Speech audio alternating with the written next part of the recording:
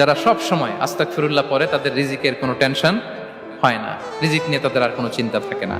আল্লাহ নবী নূহ আলাইহিস সালাম যিনি ওনার জাতিগোষ্ঠীকে বলেছিলেন ফাকুলতু আস্তাগফিরু রাব্বাকুম ইন্নাহু কানা গাফফারা, তোমরা বেশি বেশি ইস্তেগফার পড়ো, তিনি ক্ষমাশীল।